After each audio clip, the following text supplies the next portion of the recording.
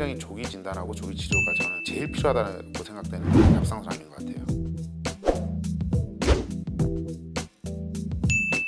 갑상선이라는 기관은 우리 몸의 호르몬 기관 중에 하나고 대사 기관을 아우르는, 어떻게 말하면 오케스트라의 지휘자 같은 역할하는 기관입니다. 지휘자가 없이 연주를 하게 되면 굉장히 엉망진창이 되겠죠. 똑같이 갑상선이라는 기관 자체도 역할을 제대로 못하면 결국 우리 몸 호르몬 기관의 축은 다 무너진다는 거죠. 갑상선은 여포세포와 C세포라는 세포가 있습니다. 여포세포에서 암으로 발전되는 것이 유두암과 여포암이고, C세포에서 나타나는 것이 수질암이겠죠. 그런 세 가지 암들이 분화되거나 빠지면 결국 미분화암으로 가는 것입니다.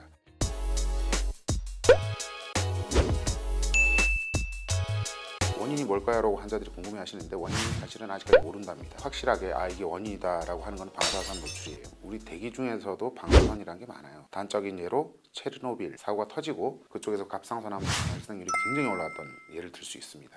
한 가지 나타난 거는 요오드 섭취량이 많았던 환자들은 만성 갑상선염이 잘 걸린다, 갑상선암으로 잘 가더라 하는 것까지는 현재 밝혀져 있어요. 가족력은 있죠. 가족력이라 하면 유전하고 굉장히 헷갈려 하시는데, 무슨 음식을 먹고 있으며 어떤 생활 습관을 갖고 있냐에 따라서 그런 가족력이 나타날 수 있다는 겁니다.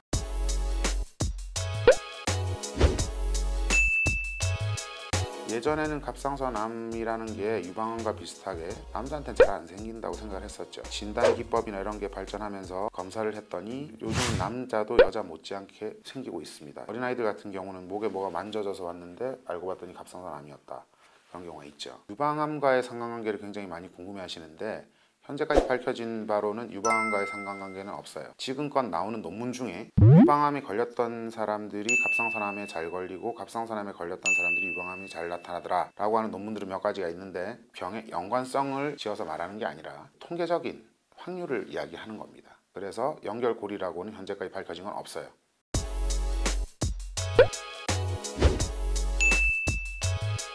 암은 착한 암이 없죠. 암이라는 거는 우리가 무찔러야 되는 나쁜 놈인데, 착한 놈이라는 게 있을 수가 없죠. 암이라 할지라도 크기가 작고 한 놈은 어느 정도 지켜볼 수 있다는 거지, 그게 수술 안 하고 계속 그냥 가만히 지켜보고 있는 건 아니에요. 계속 진행을 한다면 결국에는 연목의 임파선이라든가 폐라든가 제일 먼저 이제 전이가 될 거예요. 뇌 전이가 있을 수도 있고 전신 전이가 된 경우도 있습니다. 그럴 땐 손을 못 쓰죠. 빨리 발견했을 때 빨리 치료하는 거에 가장 답이라고 생각합니다.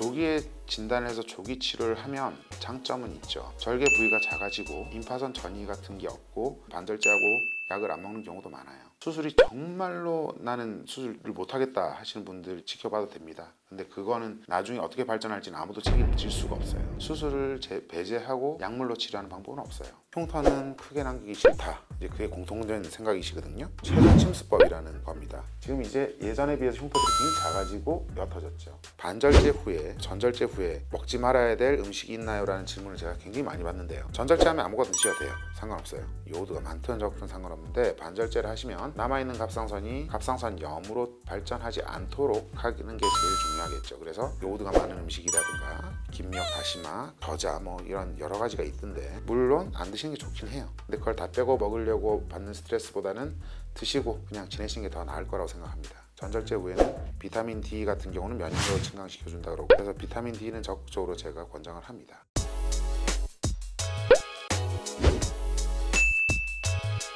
완치를 한다 하더라도 제 경험상 갑상선암에 걸렸던 환자분들은 30년 누적 재발률이 한 30% 정도 돼요. 재발할 가능성은 언제든지 있습니다. 갑상선이 다 떼어졌다고 해서 재발 안 하는 건 아닙니다. 임파선에서 재발을 한다던가, 흔하진 않지만 근육층에서 재발한다던가 하는 경우도 있습니다. 천천히 진행하는 대신에 나중에 재발도 천천히 와요. 애가 굉장히 느리게 가지만 또 나중에는 시간이 30년 지났는데도 재발해서 오시는 경우가 있어요. 갑상선암이 아무것도 아닌 게 아닙니다.